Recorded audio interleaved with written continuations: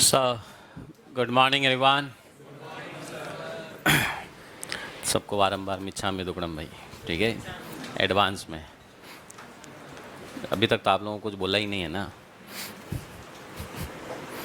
5 महीने झेलना है मेरे को, हैं। चलिए, so we started with the chapter on investment accounts. और अपन ने एक चीज़ समझी, हाँ, इंस्टीट्यूट ने एक अकाउंटिंग स्टैंडर्ड बना रखा है इसका, AS13। और अपन ने लास्ट लेक्चर में जो डिस्कशन किया वो सिर्फ ये था कि अगर मैंने अलग अलग कंपनी के शेयर्स खरीदे हुए हैं तो एक इन्वेस्टमेंट अकाउंट बनाने से काम नहीं चलेगा, आपको हर इन्वेस्टमेंट का अलग अलग अकाउंट बनाना पड़ेगा। और अगर एक ही कंपनी के इक्विटी शेयर भी खरीदे हैं, प्रेफरेंस शेयर भी खरीदे हैं, डिबेंचर भी खरीदे हैं, अगेन अलग अलग अकाउंट बनाना पड़ेगा। हाँ, एक ही कंपनी के इक्विटी शेयर 4 बार खरीदे तो एक अकाउंट से काम चल जाएगा। ओके, वो अपन ने वैसे डिस्कस किया भी था। डेटर, एक ही ग्राहक को साल में 50 बार माल बेचते हो, एक ही लेजर रहेगा, पर ग्राहक चेंज होते ही नया लेजर खुलेगा। तो वैसे ही इन्वेस्टमेंट, आप एक ही कंपनी के शेयर खरीदते रहें, बेचते रहें, एक लेजर अकाउंट चलता रहेगा। कंपनी चेंज हुई, इन्वेस्टमेंट चेंज हुआ, आपको नया अकाउंट बनाना पड़ेगा। एंट्रीज़ में कुछ भी नया नहीं है। जो 11-12 में आपने बेसिक एंट्रीज पढ़ी थी, हाँ, बस वहाँ पे क्या था, investment account debit to bank. यहाँ इन्वेस्टमेंट वर्ड की जगह स्पेसिफिक होता ना भाई, प्रॉपर नेम आ जाएगा, that shares of A limited, debentures of X limited. जिस कंपनी के शेयर डिबेंचर खरीदे हैं उसका नाम आ जाएगा। ओके, अब थोड़ा आज आगे डिस्कशन शुरू करते हैं। हाँ, उस दिन अपन ने भी डिस्कस किया था क्या कि अगर मुझे किसी कंपनी के शेयर डिबेंचर खरीदने हैं तो कहाँ से खरीद सकता हूँ? फिर ब्रोकर आ गए।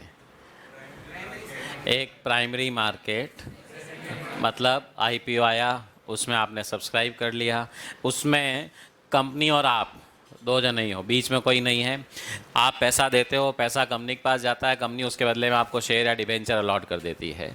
दूसरा क्या है, सेकेंडरी मार्केट, यानी कि stock exchange. Be very clear, broker के पास शेयर डिबेंचर नहीं होते। ब्रोकर तो सिर्फ क्या है, एजेंट है। ओके, और अब आपको अगर कोई शेयर चाहिए तो ब्रोकर तो सिर्फ आपको फैसिलिटेट कर देगा कि सामने कोई बेचने वाला खड़ा है तो आपको मिल जाएगा, नहीं तो नहीं मिलेगा। और ये सारा ट्रांजैक्शन आज की तारीख में किसके थ्रू होता है? Stock exchange. हाँ, स्टॉक एक्सचेंज कंप्यूटर के ज़माने से पहले भी था, अभी भी है। पहले स्टॉक एक्सचेंज में जाना पड़ता था, जैसे बॉम्बे स्टॉक एक्सचेंज की बिल्डिंग में जाओ, ब्रोकर वहाँ जाता था, वहाँ जाकर खड़ा हो जाता था, रिंग बोलते थे उसको कि भाई मेरे को ये कंपनी के इतने शेयर चाहिए। वापस वैसा ही कोई दूसरा ब्रोकर मिल जाता था, हाँ मेरे पास बेचने वाला रेडी है, तो आपस में डील हो जाती थी। अब कंप्यूटर का ज़माना आ गया है, तो स्टॉक एक्सचेंज ने सब कुछ कंप्यूटराइज कर दिया है। तो स्टॉक मार्केट में आपको बायर सेलर क्या क्या क्वांटिटी, क्या क्या प्राइस पे अवेलेबल है दिखते रहते हैं, आप इमीडिएटली ट्रांजैक्शन कर सकते हो। अंडरस्टैंड, सेकेंडरी मार्केट दिमाग में बहुत क्लियर रखिएगा। उसमें अगर मुझे शेयर खरीदने हैं या डिबेंचर खरीदने हैं तो मुझे वो शेयर डिबेंचर तभी मिलेंगे जब सामने कोई एग्जिस्टिंग इन्वेस्टर बेच रहा हो। उसमें जो कंपनी है जिसके वो शेयर डिबेंचर है उसका कोई रोल, कोई इन्वॉल्वमेंट नहीं है।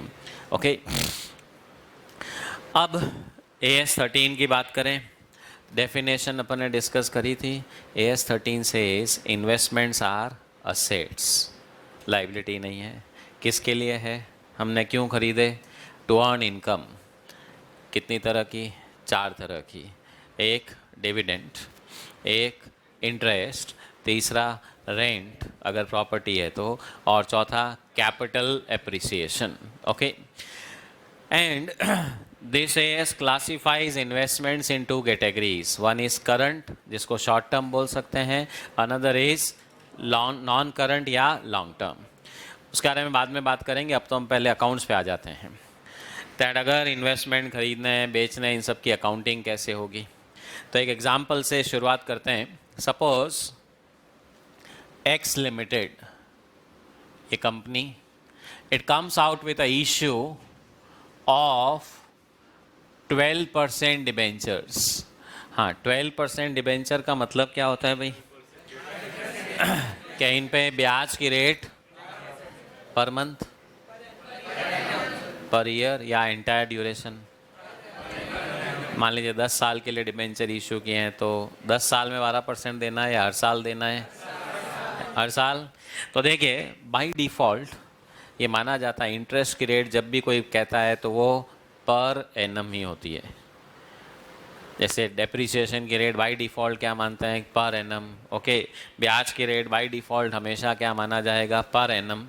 तो अब इसने डिबेंचर का आईपीओ लेके आई 12% debentures, total 1 lakh debentures issue किए ऑफ 100 ईच एट पार। हाँ जी, कौन सी कंपनी है? X limited. तो it comes out with IPO of debentures 1 lakh debenture इसने कहा हमको इशू करने हैं 100 रुपये के हिसाब से। हाँ, अब मान लीजिए मिस्टर ए, उसने कहा हाँ अपने पास पैसे पड़े हैं, अप्लाई फॉर इट। हाँ, पूरे 1 लाख अप्लाई करने पड़ेंगे भाई।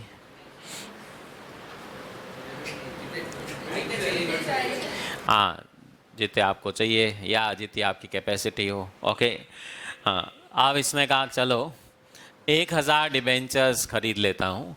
तो ये applied for 1000 debentures at the rate of 100। Okay, कितना पैसा लगा दिया भाई उसने? 1 लाख रुपया। और सपोज कंपनी ने उसको अलॉटमेंट भी कर दिया, मान लेते हैं कोई ओवर सब्सक्रिप्शन वगैरह नहीं था, उसको अलॉटमेंट मिल गया। And suppose this issue came on 2023 अप्रैल 1। तो 1 अप्रैल को उसने अप्लाई किया, कंपनी ने अलॉटमेंट कर दिया। हाँ, अपन ने 11-12 में कौन सी एंट्रियाँ करी है? कंपनी के बुक्स में आईपीओ आया, उसके पैसे आए, अलॉटमेंट किया। यहाँ अपन किस चैप्टर की बात, यहाँ पे अपन क्या कर रहे हैं? इन्वेस्टर, ठीक है, जिसने शेयर डिबेंचर खरीदा उसको एंट्री करनी है। अब देखिए उसने तो इन्वेस्टमेंट किया है, हाँ, वो एंट्री क्या करेगा? Investment debit to bank. Investment कौन सी कंपनी में किया है? X limited. किस में किया है? उसके डिबेंचर्स में। तो अब वो स्पेसिफिक नाम से अकाउंट खोल देगा। हाँ जी, 12% debentures of X limited debit to bank. कितना? 1 लाख रुपीस हो गया भाई। हाँ, अब नेक्स्ट एंट्री क्या होनी चाहिए? है जी, हाँ, आप इसको ब्याज मिलेगा। कब मिलेगा भाई? हाथों हाथ? हाफ ईयरली या ईयरली? क्वार्टरली हो सकता है, मंथली हो सकता है। किसने? आपने? अच्छा अच्छा, हाँ जी। तो देखिए अब वो इंटरेस्ट की फ्रीक्वेंसी जो है 12% पर एनम देना है, वो साल में 1 बार हो सकता है, 2 किश्तों में हो सकता है, 4 में हो सकता है, जैसी कंपनी की इच्छा है। जो कंपनी ने अपने प्रोस्पेक्टस में, क्योंकि जब इशू करेंगे उसमें सब लिखना पड़ेगा ना भाई, साल में कितनी बार ब्याज बांटेंगे ये वो। मान लीजिए कंपनी ने कह रखा था हम हर 6 महीने से 30 सितंबर एंड 31 मार्च इंटरेस्ट का क्या करेंगे? पेमेंट करेंगे। 30 सितंबर आई, हाँ जी, तो इसके पास ब्याज आएगा कि देना पड़ेगा? आएगा। हाँ, ब्याज उसके लिए क्या इनकम है कि एक्सपेंस है? इनकम। तो एंट्री क्या करें? Bank account debit to interest income. Interest income हो गई। अब देखिए यहाँ से थोड़ी रामायण शुरू होती है। बैंक अकाउंट डेबिट, हाँ, कितना ब्याज आएगा भाई? 12,000, 6,000 ही आएगा क्योंकि 6 मंथ्स का ही आएगा, ठीक है। तो 6,000 रुपये का डिविडेंड, सॉरी, इंटरेस्ट आया टू इंटरेस्ट इनकम। बट अब हम अकाउंटिंग में क्या करते हैं, जितने डिबेंचर्स अलग अलग कंपनियों के उतने खाते, उतने ही ब्याज के खाते भी। आप कहीं ब्याज का तो एक ही खाता रहने दो, नो, उसके भी अलग अलग अकाउंट। रीज़न, ताकि ईयर एंड में ये भी क्रॉस मैच हो जाए, टैली हो जाए कि किसी कंपनी ने इस बार ब्याज देने में हेराफेरी तो नहीं करी है। ओके, सो अब आपको इंटरेस्ट मिला है तो टू इंटरेस्ट, अच्छा 11-12 से आपने पढ़ाई है, वो क्या होता है ना, डेबिट एक्सपेंस क्रेडिट इनकम, वो रूल वही अभी भी। To interest on debentures of X limited. कितना आया भाई? 6,000। हाँ, नेक्स्ट एंट्री क्या होनी चाहिए? सेम एंट्री 31 मार्च को। अब उससे पहले ईयर एंड आया दिसंबर 31, ठीक है। अब मिस्टर ए के सब दोस्तों ने कहा भाई ईयर एंड है, न्यू ईयर लग रहा है, पार्टी तो होनी चाहिए। क्यों 31 दिसंबर को ईयर एंड नहीं होता है क्या? नया साल कब मनाते हो आप? अरे वो आईपीओ कभी भी आ सकता है भाई, वो 1 अप्रैल को आईपीओ आया। मैं तो पूछ रहा हूँ नया साल कब मनाते हो? कि 1 जनवरी? अच्छा, 1 अप्रैल को अगर आप किसी को पार्टी दो तो भी लोग आएंगे नहीं, क्या अप्रैल फुल मना रहा होगा, ठीक है। तो देखिए 31 दिसंबर ईयर एंड, ठीक है। सब दोस्तों ने कहा भाई इस बार पार्टी देनी पड़ेगी, है जी। तो आपने कहा पैसे कहाँ से लाने रहे, ठीक है। तो उन्होंने कहा डिबेंचर खरीदे हुए ना, ठीक है, ये कब काम आएंगे हम, ठीक है। अभी तक घर नहीं बिकवा रहे हैं, सिर्फ ये बिकवा रहे हैं। So now you want to sell these debentures. हाँ, कंपनी के पास जाएं तो कंपनी पैसा दे देगी क्या? क्या आप एक्स लिमिटेड के पास ही चले जाओ, क्या ये डिबेंचर है, हमको तो पैसे वापस दे दो। कंपनी कहेगी हमने आपसे डिबेंचर इशू किए हमने। अच्छा, कंपनी डिबेंचर इशू करती क्यों है?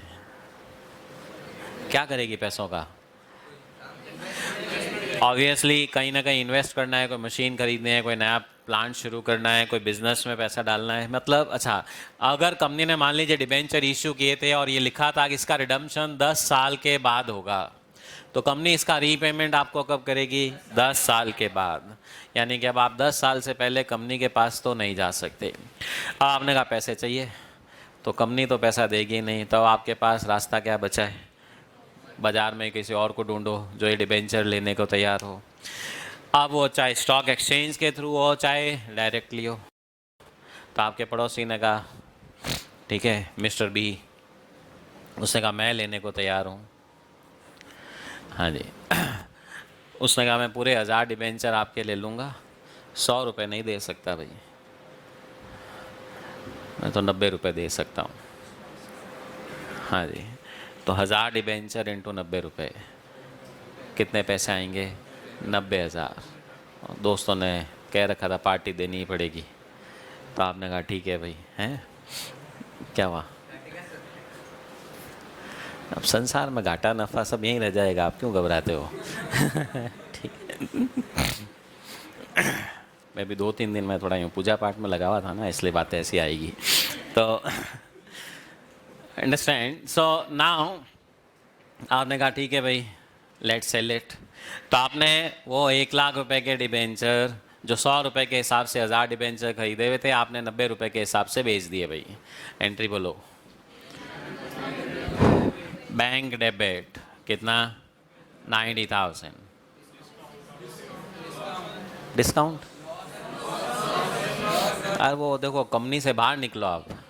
अब अपन कंपनी की बुक्स में इशू वाली एंट्रियाँ नहीं कर रहे हैं, यहाँ तो आपने कोई इन्वेस्टमेंट खरीदे हुए थे वो बेचे हैं। ओके, तो आपने ये इन्वेस्टमेंट खरीदा था, बी वेरी क्लियर, ये जो 12% डिबेंचर ऑफ एक्स लिमिटेड है ये टेक्निकली क्या है? इन्वेस्टमेंट है। ओके, तो पहले अपन 11th-12th में इसका नाम क्या लिखते थे?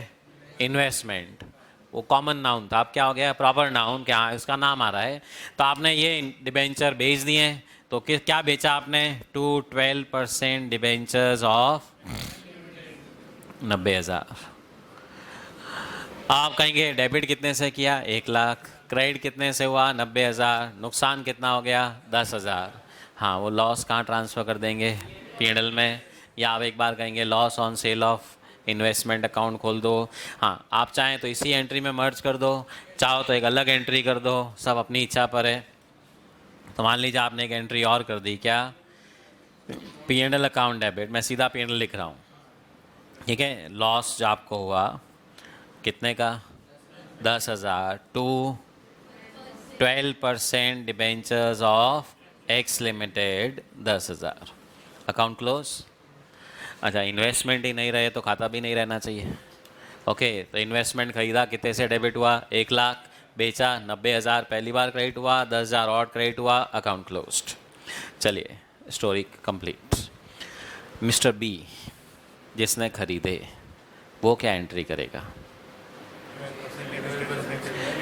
बी ने खरीदे, ए ने बेचे, बी की बुक्स में भी तो एंट्री होगी, तो अब मिस्टर बी क्या एंट्री करने वाला है? हाँ, वो कहेगा मैंने इन्वेस्टमेंट खरीदे।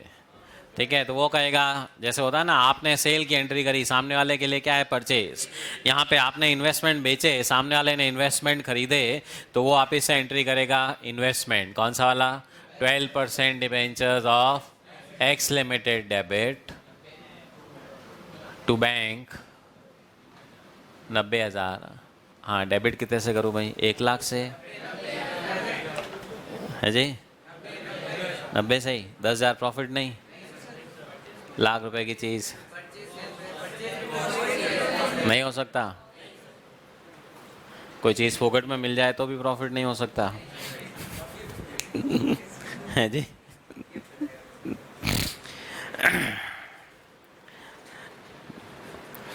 गिफ्ट की एंट्री क्या होती है? मैं आपने बोला गिफ्ट हो जाएगा, तो गिफ्ट की एंट्री क्या होती है? सपोज कल को उम्मेद भवन आपको गिफ्ट कर दिया जाए, हैं? भाई वो पहले यही पूछ रहा है, एंट्री आती है तो गिफ्ट करेंगे। चलिए, हाँ जी, तो 10,000 का फ़ायदा नहीं लिखना है, डेबिट कितने से करूँ? इन्वेस्टमेंट। तो अगर आपने 1,00,000 की फेस वैल्यू के डिबेंचर 90,000 में खरीदे हैं, बी वेरी क्लियर, आपकी कॉस्ट कितनी है? 90,000। और ये अगर आप 1,05,000 में खरीदे तो आपकी कॉस्ट कितनी हो जाएगी? 1,05,000। जो कंपनी इश्यू करती है ना, वो तो इश्यू करने पे प्रीमियम को, डिस्काउंट को अलग अलग करेगी। खरीदने वाला तो सीधा सीधा क्या कहेगा? जितना पैसा दिया वो हमारे लिए कॉस्ट हो गई, तो 90,000 डेबिट हो जाएगा। हाँ, ये एंट्री हो गई भाई कब? दिसंबर 31।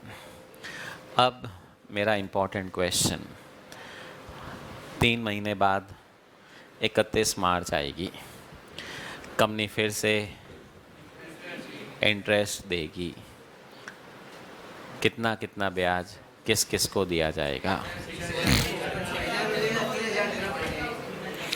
हाँ जी, दोनों का आधा आधा, 3,000 इसको, 3,000 इसको।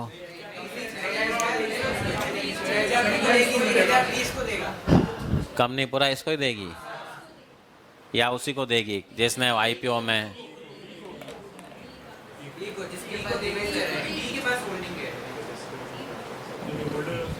बस, पर ये 3 महीने का तो इसको मिलना चाहिए ना भाई, पैसे 3 महीने इसके लगे हुए थे ना। बी ए को देगा वापस, तो इतनी माता बच्ची क्यों कर रहे हो? कंपनी दोनों को 3-3 महीने का दे देगी, काम खत्म।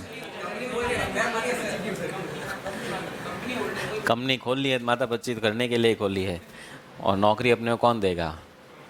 कंपनी देगी। आप कहेंगे फिर ये चैप्टर रखा ही क्यों कोर्स में? वो मिस्टर ए लिमिटेड भी तो हो सकती है, कंपनियां भी तो इन्वेस्टमेंट कर सकती है, इसीलिए शेड्यूल 3 की बैलेंस शीट के फॉर्मेट में भी इन्वेस्टमेंट है। ओके, तो अंडरस्टैंड, कंपनी जब ड्यू डेट ऑफ इंटरेस्ट आएगी, आप कंपनी टेक्निकली आप कहेंगे 3 महीने तक ये डिबेंचर ए के पास थे, 3 महीने बी के पास थे, दोनों को 3-3 महीने का ब्याज मिलना चाहिए। कंपनी इस जमेले में नहीं पड़ने वाली है। कंपनी का सिस्टम क्या है? ड्यू डेट के दिन, सुनिएगा ध्यान से, ड्यू डेट के दिन जिसके पास डिबेंचर हैं, चाहे उसने 1 साल पहले खरीदे, चाहे 1 घंटे पहले खरीदे हों, चाहे 1 दिन पहले खरीदे हों, चाहे 3 महीने पहले खरीदे हों, कंपनी एंटायर ड्यूरेशन का वो जो 6 महीने का ब्याज है पूरा का पूरा उस डिबेंचर होल्डर को दे देगी जो ड्यू डेट के दिन जिसके पास डिबेंचर्स हैं, चाहे वो 1 दिन पहले से था, चाहे 1 साल पहले से था, चाहे 3 महीने पहले से था। यानी कि पूरा 6,000 का ब्याज मिस्टर बी को मिलेगा March 31। Bank account debit to interest on 12% debentures of, क्या नाम है, एक्स लिमिटेड। हाँ, कितना मिल गया भाई, 6,000 रुपये। अब आप कहेंगे 6,000 है तो गलत, 6,000 में से 3,000 तो इसका हिस्सा आता है, तो अब क्या करें भाई, वापस बी ए को ये पैसा दे 3,000 रुपये, या डिसाइड हुआ होगा तो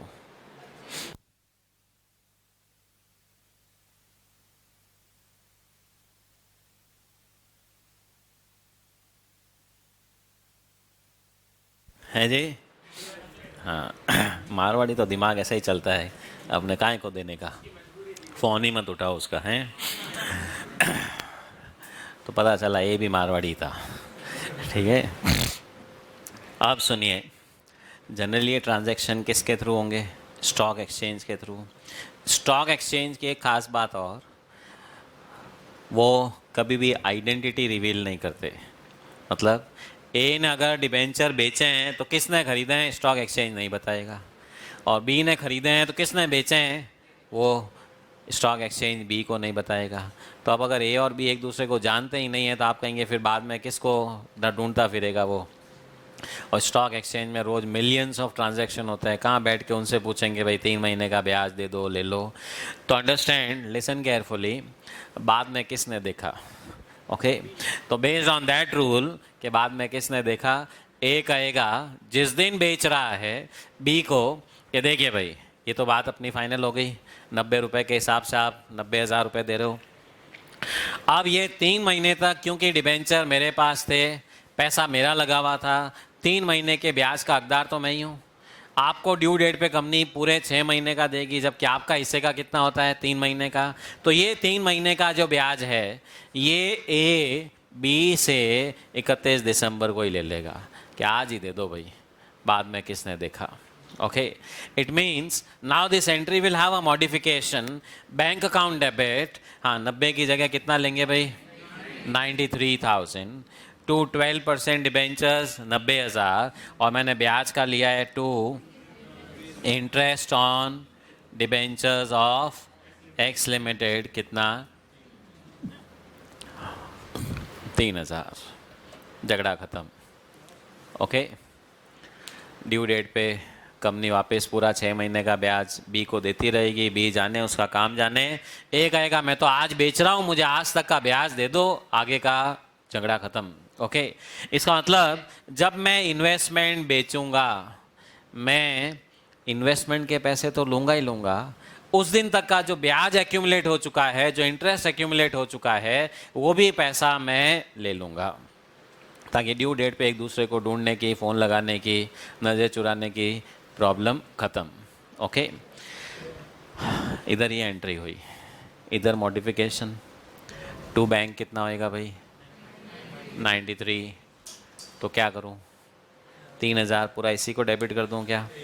आप कहेंगे नहीं नहीं, 3,000 तो हमने ब्याज का एक तरह से एडवांस पेमेंट किया हुआ है, तो इसलिए वापस से वो इंटरेस्ट अकाउंट ही डेबिट होगा, interest on debentures of X limited debit, कितना 3,000 टू बैंक 93।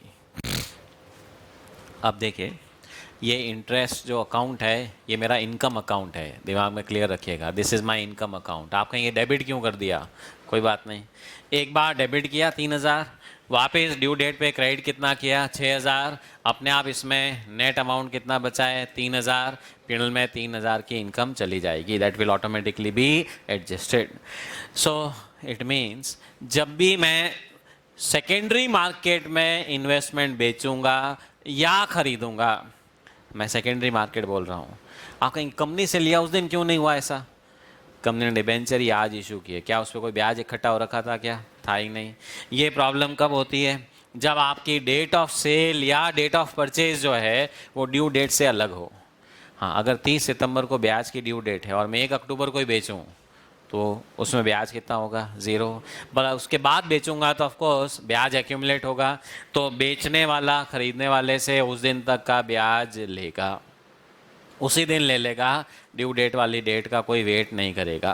और बायर मैं ये कह सकता हूँ उसने एक तरह से एडवांस ब्याज पे कर दिया, वापस ड्यू डेट पे कंपनी से पूरा ब्याज आ जाएगा एंड ऑटोमेटिकली उसकी इनकम उतनी ही रहेगी जितने महीने तक उसका पैसा लगा हुआ था। क्योंकि डिबेंचर्स का जो हमारा इन्वेस्टमेंट है, डिबेंचर्स हुए, बॉन्ड्स हुए, ये फिक्स्ड इंटरेस्ट वाले इन्वेस्टमेंट्स हैं, तो इस पर ऑब्वियसली जितने टाइम तक आपका पैसा लगा हुआ था उतने टाइम का ही ब्याज का कैलकुलेशन होना चाहिए। अच्छा, अब एक चीज़, इसने तो 90 में ही खरीदे, तो इसको ब्याज 90,000 पे ही मिलना चाहिए ना? फेस वैल्यू पे मिलेगा, regardless of purchase price. Clear? हाँ जी, क्योंकि कंपनी को कोई मतलब नहीं है आपने फेस वैल्यू से ज़्यादा में खरीदान, कम में खरीदान। हाँ, इवन कंपनी नहीं भले ही प्रीमियम पे इशू किए हों, 100 का डिबेंचर 120 में इशू किया, पर ब्याज देते वक्त तो 100 रुपया फेस वैल्यू ही काउंट होगा। अंडरस्टूड? अब एक चीज़ और, मिस्टर बी 31 दिसंबर खरीद लिया, 31 मार्च से पहले 28 फरवरी को उसने ये वापस से बेच दिए मिस्टर सी को।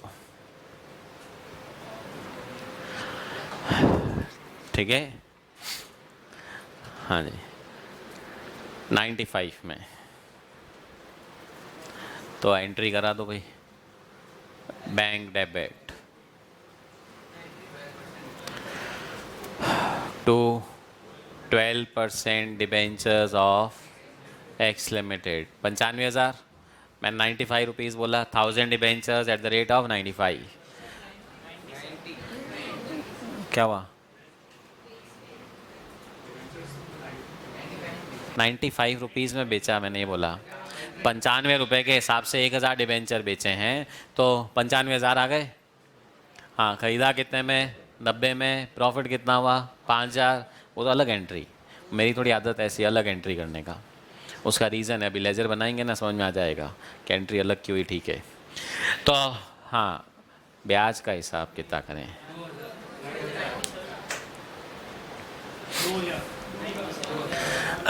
ये भी तो वापस कहेगा कि जो कानून इस पे लागू था वो मेरे लिए भी तो लागू है। To interest on debentures of X limited. बोलो भाई,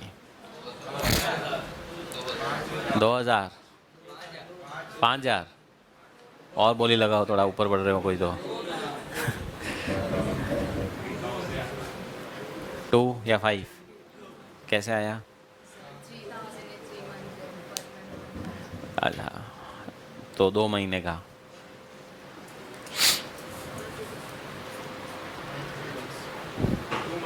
2 मंथ्स 2000 रुपीज़। 2000, कितने लोग 2000 बोल रहे हैं? ओके, और 5000 वाले कौन? आप हो? अच्छा, 3-4 जने हो, 5 जने हो बराबर। हैं? 1000 सब दे दोगे? नहीं, बी तो मैं हूँ। आप लोग सी हो। हाँ जी, तो चलिए एक बार मैं 2000 लिखता हूँ। हाँ, आप सब लोग कैलकुलेट करके बताइए इंटरेस्ट का नेट अमाउंट क्या रहा मिस्टर बी की बुक्स में जो पिंडल में जाएगा।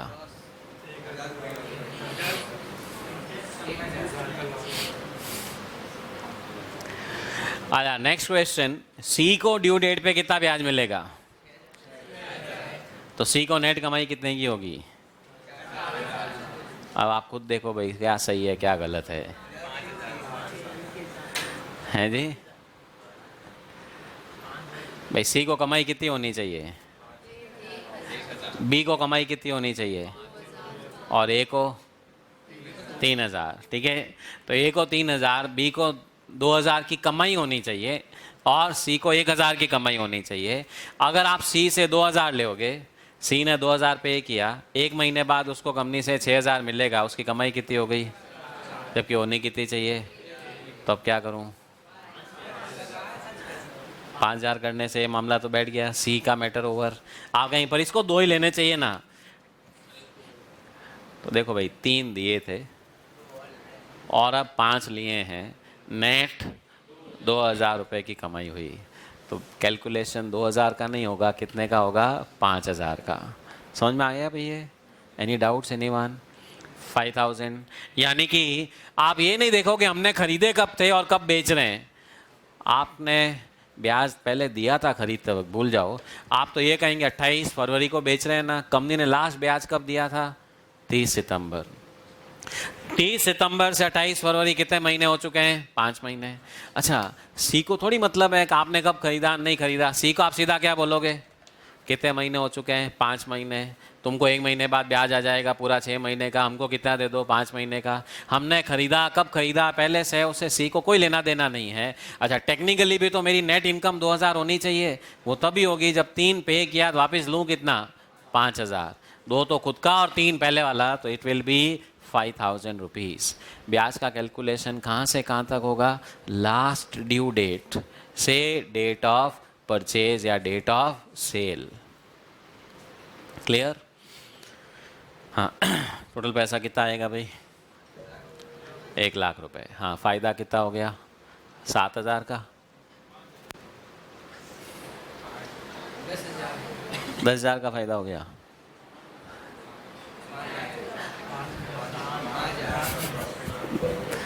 भाई इन्वेस्टमेंट बेचने पे कितना फ़ायदा हुआ? मैं ब्याज वाला नहीं पूछ रहा हूँ। इन्वेस्टमेंट का 5000, ब्याज का कितना? 2000। अच्छा, ब्याज को आप ये मत बोलो अरे बेचने से फ़ायदा हुआ, नहीं भी बेचते तो भी ब्याज की कमाई तो होनी ही थी। ओके, तो अच्छा, वैसे भी इन्वेस्टमेंट अकाउंट डेबिट कितने से हुआ? 90। इन्वेस्टमेंट अकाउंट क्रेडिट कितने से हुआ? 95। कितने का बैलेंस बचा हुआ उसमें? 5000। 12% debentures of X limited debit to P&L कितना? 5000। और ईयर एंड में ब्याज की इनकम भी कहाँ ट्रांसफ़र हो जाएगी? P&L में। अपने आप इनकम कितनी बचेगी? 5 - 3 2000। क्लियर? खरीदने बेचने की एंट्री समझ में आ गई है। तो अपन ने 11-12 से थोड़ा सा मॉडिफिकेशन क्या किया कि सिर्फ इन्वेस्टमेंट नहीं, उसके साथ का ब्याज भी आ गया। जिस दिन खरीदोगे, याद रखिएगा, जिस दिन खरीदोगे आप उस दिन का इन्वेस्टमेंट का पैसा भी दोगे और वहाँ तक का जो ब्याज एक्यूमुलेट हो चुका है, जिसको हम अंग्रेजी में बोलते हैं अक्रूड इंटरेस्ट। एक तो वर्ड होता है अक्रूड, एक होता है आउटस्टैंडिंग। क्या फ़र्क है दोनों में?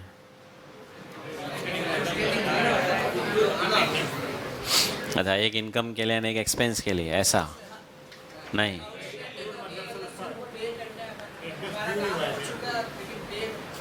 मतलब वो एक्सपेंस के लिए हुआ, पेमेंट लाइबिलिटी, और एक्रूड एसेट लेना है। हाँ जी, सो अक्रूड एंड आउटस्टैंडिंग।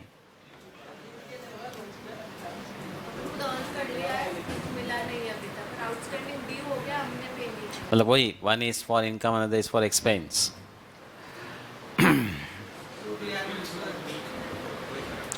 कोई फर्क नहीं है, one and the same. Same, हाँ मैंने सेट सेम, नो डिफरेंस, चाहे वर्ड अक्रूड यूज़ करूँ चाहे आउटस्टैंडिंग यूज़ करूँ, सेम। क्या अलग? हाँ में से आउटस्टैंडिंग एक्सपेंसेस के लिए यूज़ होता है जो पे करना बाकी है, अक्रूड इनकम के लिए जो मिलना बाकी है। ओके, बाकी लोग सेम। सेम वाले कितने? हाथ तो खड़ा करो भाई, हाथ तो 1-2 जन नहीं खड़ा कर रहे हैं। देखो भाई, क्या होता है ना, इतना हाथ खड़ा होता है मतलब 25%, इतना होता है 50%, ठीक है। वो लेवल ऑफ कॉन्फिडेंस कितना है, वो वाली बात है। देखो जी, the word accrued and outstanding, they are used for both income as well as expense, but there is a technical difference between outstanding and accrued. Okay, सुनिएगा ध्यान से। ये कंपनी के डिबेंचर हमने लिए, ब्याज के लिए कहा जाता है कि ब्याज का मीटर 24 घंटे दौड़ता है, कहता है ना भाई, interest accumulates accrues on day to day basis। Company ने ये डिबेंचर इशू किए, कंपनी को ब्याज कब कब देना है? सितंबर और मार्च में। ये सितंबर ब्याज की क्या है? ड्यू डेट है। पर क्या ब्याज का खर्चा इसी दिन अराइज होता है या हर रोज़ इकट्ठा होता जा रहा है? हर रोज़ इकट्ठा तो होता जा रहा है। पेमेंट ज़रूर आपको क्या करना है? 6 महीने बाद करना है। तो लिसन केयरफुली, मैं कंपनी के रिस्पेक्ट में बात कर रहा हूँ, एक्सपेंस के रिस्पेक्ट में, कि अगर कंपनी ने 1 अप्रैल को डिबेंचर इशू किए, 1 मई आ गया तो 1 महीने का ब्याज क्या हो चुका है, अक्रू हो चुका है, ड्यू नहीं हुआ। It is not yet due but accumulate हो चुका है, अक्रू हो चुका है। ओके, फिर 1 जून आ गई, 1 जुलाई आ गई, ये क्या होता जा रहा है, एक्यूमुलेट होता जा रहा है। अब जैसे ही 30 सितंबर आई, ये पूरे 6 महीने का ब्याज अब क्या हो चुका है, ड्यू हो चुका है। अब ड्यू हुआ, पे कर दिया, ख़त्म हुआ स्टोरी। तो यहाँ तक ये क्या होता जाएगा, अक्रूड, ड्यू होते ही पे हो जाएगा। अब ड्यू हो गया 30 सितंबर को, कंपनी ने हाथ खड़े कर दिए, हमारे पास तो ब्याज देने के पैसे नहीं हैं। ठीक है, अक्टूबर आ गया, नवंबर आ गया, दिसंबर आ गया। ओके, तो जो ब्याज ड्यू हो चुका था पर फिर भी अभी तक नहीं दिया है, उसको हम बोलते हैं आउटस्टैंडिंग। मतलब technical it is overdue, due date जिसकी निकल गई और पैसे आए नहीं या पैसे दिए नहीं, दोनों के लिए है। अगर यही मैं डिबेंचर होल्डर के लिए कहूँगा तो वो क्या कहेगा, आउटस्टैंडिंग इंटरेस्ट रिसीवेबल। कंपनी क्या कहेगी, पेएबल। अब मान लीजिए कंपनी का ईयर एंडिंग 31 दिसंबर है, सुनेगा ध्यान से, और 31 दिसंबर को ये ब्याज भी पेंडिंग है और ये 3 महीने का ब्याज तो अभी खैर ड्यू ही नहीं हुआ, ये देना ही कब है, अगले साल।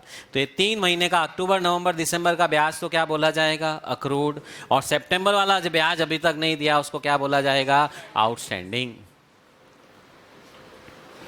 नाम ही क्या है, आउटस्टैंडिंग। मांगने वाला बाहर खड़ा है, आउट स्टैंडिंग। अच्छा, डिबेंचर होल्डर कौन सा वाला ब्याज मांगने के लिए आ सकता है, यहाँ तक वाला या ये भी मांगने आ सकता है? नहीं, आज 31 दिसंबर को कौन सा ब्याज मांगने के लिए आपके यहाँ आ सकता है, यहाँ तक का ही आ सकता है ना। ये वाला तो मांगने की अभी हक ही नहीं बना है, उसको बोलेंगे कब लेना, अगले साल 31 मार्च को जब ड्यू होगा। तो अक्टूबर नवंबर दिसंबर का तो ब्याज ड्यू ही नहीं हुआ, इसलिए वो आउटस्टैंडिंग नहीं है, मांगने वाला बाहर नहीं खड़ा है। और सितंबर वाला जो आपने चुकाया नहीं, वो मांगने वाला बाहर खड़ा है, आउटस्टैंडिंग। ऐसे याद रखने के लिए तरीका बताया है। हाँ, अपने खैर कोई फ़र्क नहीं पड़ता आउटस्टैंडिंग है चाहे अक्रूड है।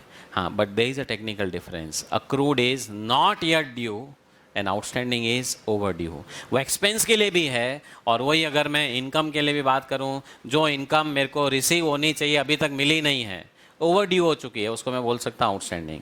और जब अभी तक ड्यू नहीं हुई है, क्योंकि उसकी ड्यू डेट बाद में है, टाइम पीरियड एक्सपायर हो गया, 3 महीने हो गए, मेरा ब्याज इकट्ठा हो गया, पर वो मिलेगा कब, ड्यू डेट पे। जैसे बैंक में एफडी करवाते हैं ना, 2 साल की एफडी कराई, अब वो ब्याज इकट्ठा होता रहता है, बट आपको मिलेगा कब, 2 साल बाद। तो जब 2 सालों तक वो ब्याज क्या होता जाएगा, एक्यूमुलेट होता जाएगा, अक्रू होता जाएगा। ठीक है, 2 साल पूरे होने पे फिर वो क्या होगा, ड्यू होगा, और उस वक्त अगर नहीं दे तो फिर वो क्या हो जाएगा, आउटस्टैंडिंग।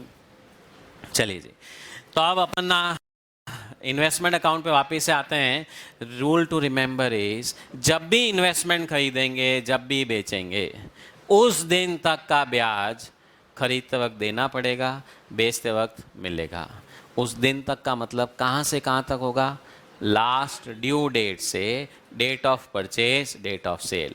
आपकी डेट ऑफ परचेज से डेट ऑफ सेल नहीं, लास्ट ड्यू डेट से date of purchase, date of sale. हमने दिसंबर में खरीदे, फरवरी में बेचे, 2 महीने का ब्याज ले लो, नो। कंपनी ने लास्ट ब्याज कब दिया था, सितंबर। हमने कब बेचे हैं, फरवरी। कितने महीने हो गए, 5 महीने। सामने वाले से पूरे 5 महीने का ब्याज लेना है, तब जाकर के आपकी इनकम का नेट अमाउंट बचेगा। Clear, understood. अब सुनो भाई, स्टॉक एक्सचेंज में जब आप इन्वेस्टमेंट खरीदने या बेचने जाते हो तो मार्केट में प्राइसेस कोट होती है। हाँ बोलिए, कौन सा, ये वाला आपके हिसाब से कितना होना चाहिए?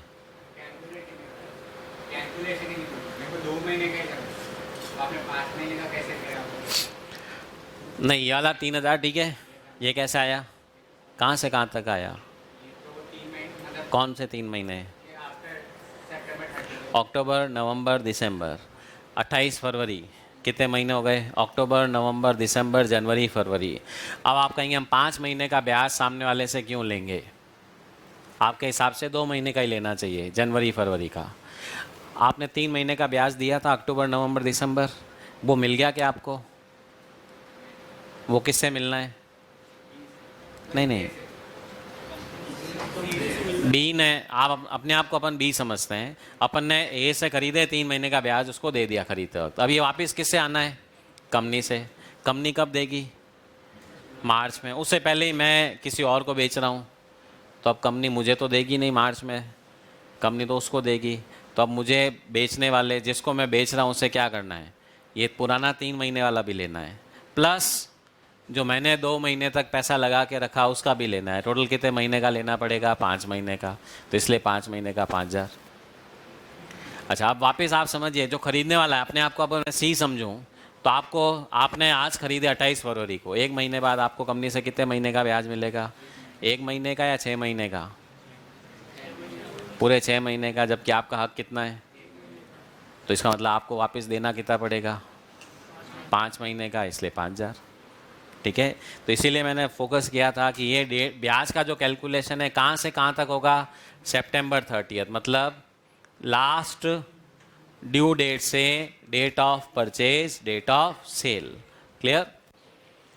हाँ जी, अब मैं बात कर रहा था स्टॉक एक्सचेंज में जब आप डिबेंचर खरीदने बेचने जाओगे तो ब्रोकर से पूछोगे क्या भाव चल रहा है, वो बोलेगा 90 रुपये चल रहा है। क्लियर? आप कहेंगे ओके 90 रुपये तो डिबेंचर का भाव है, साथ में ब्याज अलग से लेगा ना, मिलेगा ना, वो बोलेगा यस नो। अब सुनो भाई, मार्केट में जो रेट्स कोट होती है, कई बार वो रेट ये वाली कोट होती है, मतलब उसमें ब्याज जुड़ा हुआ है, और कई बार रेट ये वाली कोट होती है कि ब्याज इससे अलग है। As simple as you go to a restaurant, menu card आता है, लास्ट पेज पे लिखा होता है टैक्स इंक्लूडेड, कई बार टैक्स एक्सक्लूडेड। एक्सक्लूडेड का मतलब लेगा ही नहीं आपसे या अलग से लेगा, मतलब हाँ, और इंक्लूडेड का मतलब लेगा ही नहीं कि, पर ले तो दोनों ही केस में रहा है। ओके, तो मान लीजिए 100 रुपये इंक्लूडिंग टैक्स है जिसमें 5 रुपया टैक्स है, तो टेक्निकली आप क्या कर रहे हो, 95 तो वो डिश का दे रहे हो, 5 रुपया टैक्स का दे रहे हो। और अगर किसी की रेट है 95, पीछे लिखा हुआ है टैक्स 5 रुपये अलग से है, तो घूम फिर के पैसे तो वही 100 देने हैं। कोई इंक्लूडिंग वाली रेट कोट कर रहा है, कोई एक्सक्लूडिंग वाली। तो अंडरस्टैंड, अगर मार्केट में रेट ये 93 कोटेड है तो इसको इस चैप्टर में कहा जाता है कम इंटरेस्ट प्राइस, और इसको कहा जाता है एक्स इंटरेस्ट प्राइस।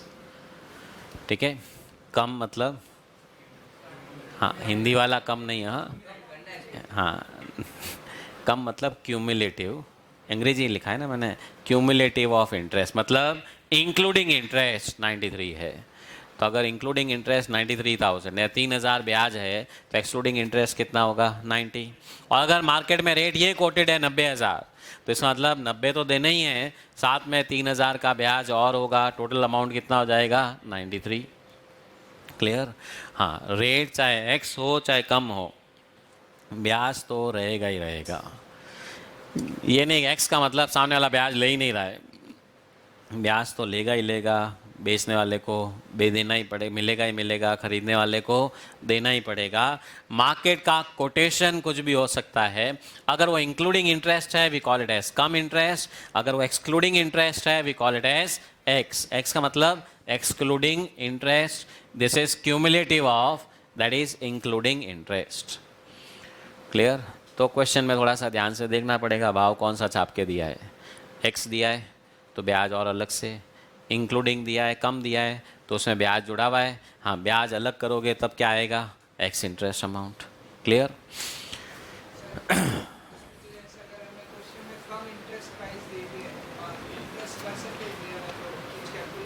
कोई प्रॉब्लम ही नहीं है ना, ब्याज का परसेंटेज जो भी है वो इस भाव पे तो होता ही नहीं है। ब्याज किस पे कैलकुलेट होता है, फेस वैल्यू पे, ब्याज तो वही आना है, चाहे आपका भाव 93 हो, चाहे 103 हो, चाहे 150 कर दो, ब्याज तो 3 रुपये है तो 3 रुपये ही रहेगा, वो चेंज होने वाला नहीं है। ठीक है, understood till here? Come interest, x interest is clear? हाँ बोलिए। आपने इंटरेस्ट बताया था कि जिस दिन मतलब मैंने सेल किया, मतलब 22 फरवरी को सेल किया, तो उस वक्त मेरे को इंटरेस्ट देना पड़ेगा मिस्टर बी।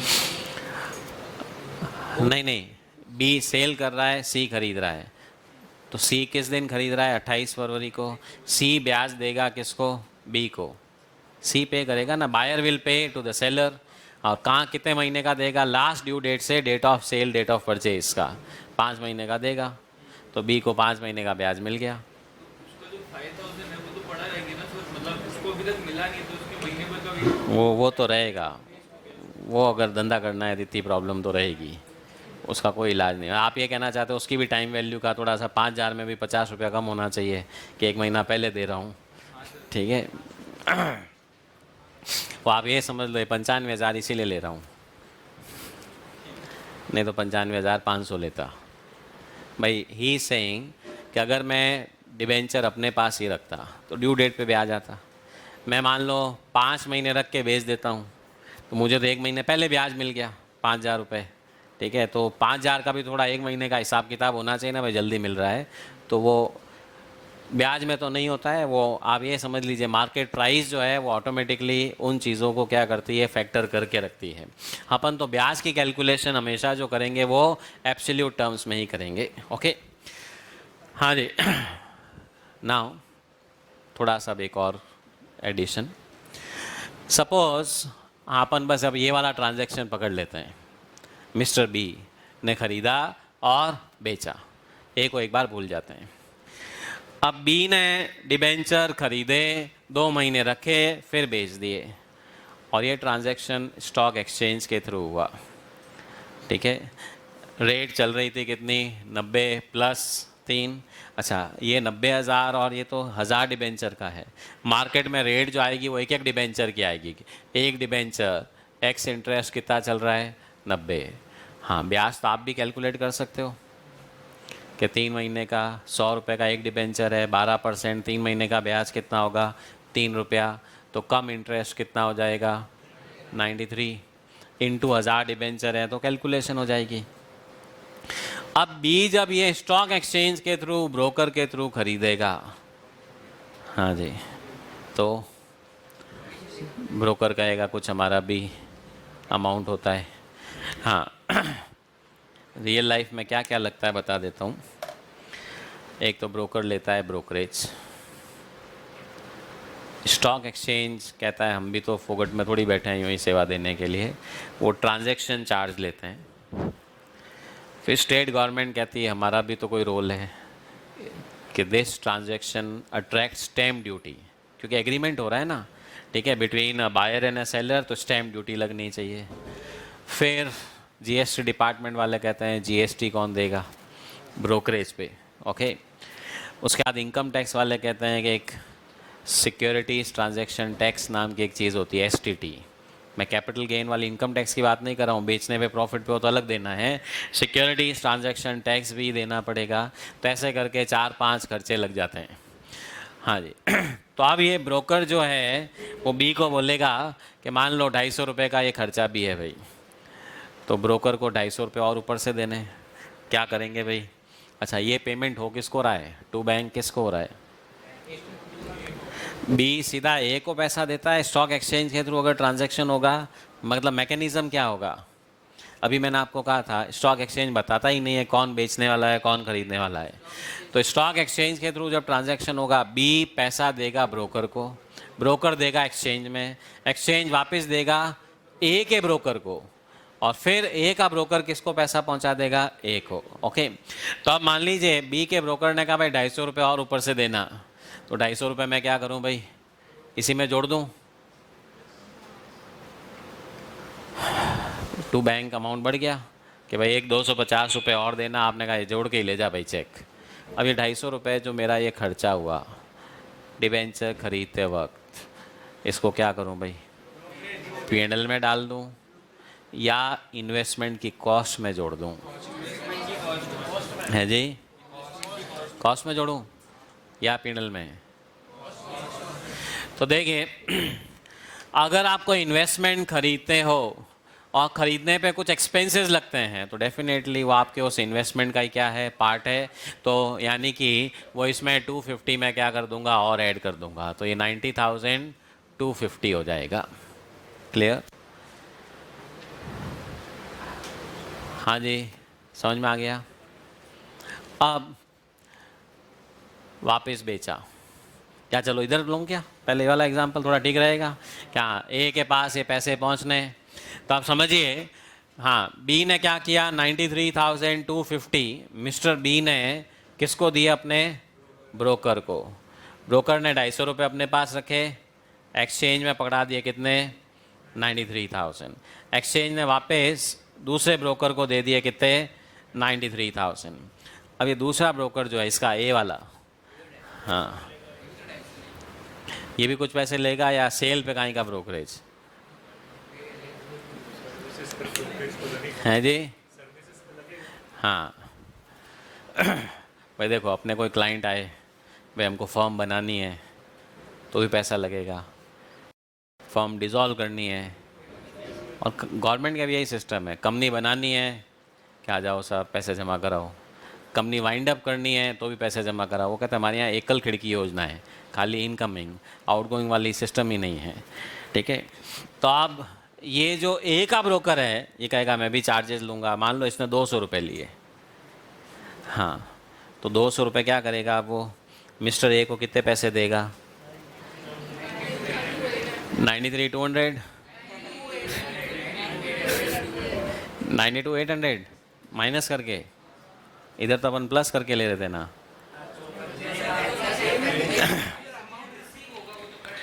हाँ जी, तो आप जब सेल आप कर रहे हो तो वहाँ तो ब्रोकर से पैसे आपको लेने हैं, मतलब अपन इन्वेस्टर हैं तो ब्रोकरेज के पैसे काट के क्या करेगा आपको पैसा देगा, तो 200 रुपया माइनस करके कितना दे देगा 92,800।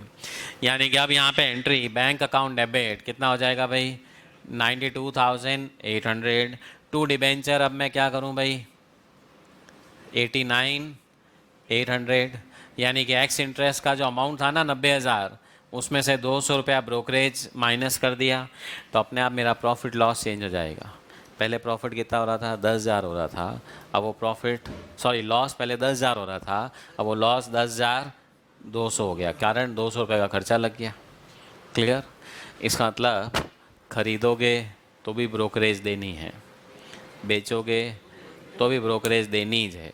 वो अलग बात है देने की फीलिंग नहीं आएगी, पैसे कम होकर के आएंगे, खरीदते वक्त जोड़ के देने हैं, बेचते वक्त वो सामने वाला माइनस करके ही आपको पैसा देगा। Okay, so this is how the accounting will be done.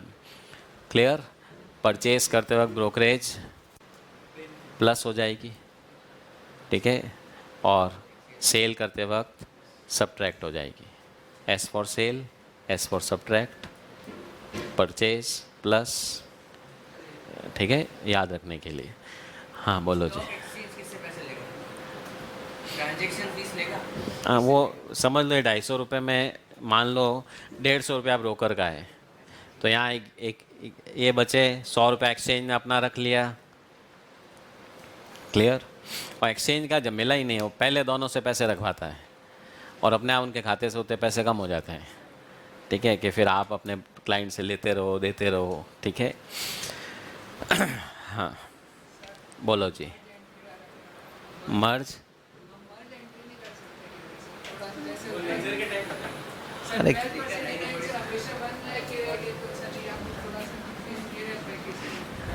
इतना तकलीफ मत देखो, अपन के इस चैप्टर में एंट्रियाँ कोर्स में ही नहीं है, सिर्फ लेजर अकाउंट बनाना है, ठीक है। अब बस अब सब उस पर आता हूँ, अभी बता रहा हूँ, बस आता हूँ। हाँ जी, यहाँ तक समझ में आया? क्लियर, ब्रोकरेज खरीदते वक्त जोड़ना है, बेचते वक्त माइनस करना है। तो अब कुल मिला के क्या हो गया, जब मैं खरीद रहा हूँ तो ये जो अमाउंट पे कर रहा हूँ 93,250, इसको मैं बोल सकता हूँ ये कौन सा अमाउंट है, कम interest plus brokerage word use नहीं करके मैं यूज़ कर रहा हूँ वर्ड एक्सपेंस, क्योंकि इसमें ब्रोकरेज भी आ गया, ट्रांजैक्शन टैक्स भी आ गया, ये आ गया, डीपी वाले भी कोई पैसा ले लेते हैं, वो डीपी नाम सुना होगा ना, डिपॉजिटरी पार्टिसिपेंट, डीमेट, उसका भी तो चार्ज लग जाता है। तो सब घूम फिर के जितना खर्चा लगा वो सब ऐड हो गया। हाँ अच्छा, ये जो 250 रुपये हैं, हाँ ये इनडायरेक्टली वापस किस में ऐड हुए, इसी अमाउंट में, इन्वेस्टमेंट में, यानी कि इसको मैं क्या कह सकता हूँ, this is x interest plus expenses, और ये क्या है, अक्रूड इंटरेस्ट। खरीदने की एंट्री क्या हुई, इन्वेस्टमेंट डेबिट, कौन सा amount, ex interest plus expense, interest debit कौन सा amount, accrued interest, and to bank कौन सा अमाउंट होगा, कम इंटरेस्ट प्लस एक्सपेंस। बेचते वक्त बैंक अकाउंट डेबिट कौन सा अमाउंट होगा, कम इंटरेस्ट माइनस एक्सपेंस, ठीक है। हाँ, और ये कौन सा होगा, एक्स इंटरेस्ट माइनस एक्सपेंस, और ये कौन सा अमाउंट है, accrued interest. Clear, entry clear है बेचने की और ख़रीदने की। तो 11th-12th वाली थी, थोड़ी अपन ने इसमें ब्याज व्याज साथ में घुसा दिया। हाँ, देखिए इस चैप्टर में 2 पार्ट हैं, एक डिबेंचर्स बॉन्ड्स, दूसरा इक्विटी शेयर्स। इक्विटी शेयर में झमेला ही नहीं है, ब्याज होता ही नहीं है, कोई एक्रूड इंटरेस्ट कम इंटरेस्ट वाला झगड़ा ही नहीं, वहाँ तो बस बैंक टू इक्विटी शेयर या equity share to bank. Clear, पर यहाँ पे माता बच्ची है तो एग्ज़ाम में क्वेश्चन कोई भी आ सकता है, तैयारी दोनों की रखनी पड़ेगी। ओके, अच्छा अपन जब एएस पढ़ेंगे, एएस ने ये सब लिखा हुआ है कि जिस दिन खरीदोगे वहाँ तक का ब्याज भी देना पड़ेगा, उसको अलग अकाउंट में डालना। एएस ने कोई ऐसा नहीं है कोई हाई फाई चीज़ें लिखी हुई है, आप कहेंगे बहुत ऊपर की चीज़ें होगी, चीज़ें वही हैं जो अपन पढ़ रहे हैं। ओके, और बाय द टाइम अपन ये क्वेश्चंस करते जाएंगे, ये समझ लो एएस अपने आप ही होता जाएगा। तो ये वाला रूल अपने को याद रखना है दैट जब भी आप इन्वेस्टमेंट खरीदोगे, आपको जो पैसा देना है वो हमेशा कौन सा होगा, x interest plus expense plus accrued interest, जो मिला के क्या हो जाता है, कम इंटरेस्ट प्लस एक्सपेंस। बेचते वक्त पैसा कौन सा मिलेगा, कम इंटरेस्ट माइनस एक्सपेंस। क्लियर, बेचते वक्त भी खर्चा लगेगा, वो प्लस नहीं होगा, क्या होगा, माइनस हो जाएगा, उतना पैसा आपको कम आएगा, तो आपका प्रॉफिट कम हो जाएगा या लॉस बढ़ जाएगा। Clear, understood. हाँ, ब्याज कंपनी से किस दिन मिलेगा, हमेशा ड्यू डेट के दिन, उससे पहले बीच में आप खरीद रहे हो बेच रहे हो, कंपनी का कोई रोल नहीं है, वो बेचने वाला खरीदने वाले के आपस में एडजस्टमेंट करते रहेंगे। बेचने वाले को उस दिन तक का ब्याज मिलेगा, खरीदने वाले को उस दिन तक का ब्याज देना पड़ेगा। अच्छा, एक ही डिबेंचर, मान लीजिए 1000 डिबेंचर, इन 6 महीनों में 50 जनों ने खरीद लिए बेच लिए, कंपनी का कोई हेडेक नहीं है। अगर वो कंपनी करती ना 3-3 महीने का दोनों को दे दो, और माल बाई चांस पता चला ये 1000 डिबेंचर इन 6 महीनों में 50 जनों ने, किसी ने 2 दिन रखान, किसी ने 1 दिन रखान, किसी ने 5 दिन रखान, अब कंपनी तो बैठी बैठी यही करेगी, 10-15 सीए तो इसी में लगा देगी, क्योंकि डिबेंचर 1000 ही थोड़ी थे, 1 लाख थे, और उस 1000 में से पता चला ए ने 1000 बेचे बी को, बी ने 250 बेचे सी को, ठीक है, थोड़े दिन बाद और किसी को, कंपनी बैठ के सब झमेला थोड़ी करेगी और झगड़े और होंगे। बी कहेगा नहीं नहीं मैंने तो 31 दिसंबर को ख़रीदे थे, ए कहेगा नहीं मैंने तो 1 जनवरी को बेचे थे, ठीक है, वो एक एक दिन का लफड़ा, और कंपनी का झंझट ही नहीं है। कंपनी तो सीधा ड्यू डेट के दिन किसके पास हैं, बस सीधा उसको ब्याज दिया, आप खरीदते बेचते वक्त उस दिन तक का ब्याज आपस में सेटल करते रहो। ओके, ऑटोमेटिकली आपका इनकम उतना ही बचेगा जितने दिनों तक आपने उन इन्वेस्टमेंट को होल्ड करके रखा है। क्लियर, हाँ जी, एनी डाउट्स एनीवन? हाँ, ब्याज का कैलकुलेशन हमेशा किस पे होगा, फेस वैल्यू पे, उसका आपके कॉस्ट से कोई लेना देना नहीं है, चाहे ज़्यादा में ख़रीदा चाहे कम में ख़रीदा। देखिए जी, अब आप कहेंगे कंपनी को बताएगा कौन कि 31 मार्च को किसके पास है, कंपनी को कैसे पता चलेगा? दोनों सिस्टम में बता देता हूँ। पुराने ज़माने में जब डीमैट का सिस्टम नहीं था, फिज़िकल सर्टिफिकेट्स हुआ करते थे, देखा हुआ है क्या किसी ने कोई physical share certificate, debenture certificate? नहीं देखे मैं, चलो देखता हूँ, कल कोई एक नीचे पड़ा होगा। तो फिज़िकल सर्टिफिकेट्स में क्या होता है सिस्टम, मान लीजिए कंपनी ने आईपीओ आया, कंपनी ने, मैंने शेयर अप्लाई किया, डिबेंचर अप्लाई किया, कंपनी ने मेरे नाम से सर्टिफिकेट प्रिंट करके मुझे भेज दिया। अब मैंने वो शेयर आपको बेचे या डिबेंचर आपको बेचे, मैं वो सर्टिफिकेट आपको दूंगा, उसके साथ में एक शेयर ट्रांसफ़र एप्लीकेशन फॉर्म जिसको हम बोलते हैं वो भर के दूंगा। अब आप क्या करोगे, वो शेयर या डिबेंचर का जो फॉर्म है प्लस सर्टिफिकेट वो कंपनी को भेजोगे कि साहब ये डिबेंचर मैंने ख़रीद लिए हैं। तो कंपनी क्या करेगी, उस सर्टिफिकेट में पीछे की तरफ आपका नाम डाल देगी, और कंपनी अपने रजिस्टर में क्या करेगी, मेरा नाम काट के आपका नाम लिख देगी। तो अपने आप कंपनी को ही पता रहेगा कि 31 जून को किसके पास हैं, या जो भी है अपने क्या 31 मार्च को किसके पास हैं, रजिस्टर में से नाम उठाए। हाँ, क्लियर। अब डीपी वाले डीमैट वाले सिस्टम में क्या होता है, फिजिकल सर्टिफिकेट तो होते ही नहीं है, वो मेरे डीमैट से आपके डीमैट में आ जाएंगे। तो जो डिपॉजिटरी पार्टिसिपेंट है, जैसे डिपॉजिटरीज अपने इंडिया में दो हैं, एक CDSL और एक NSDL।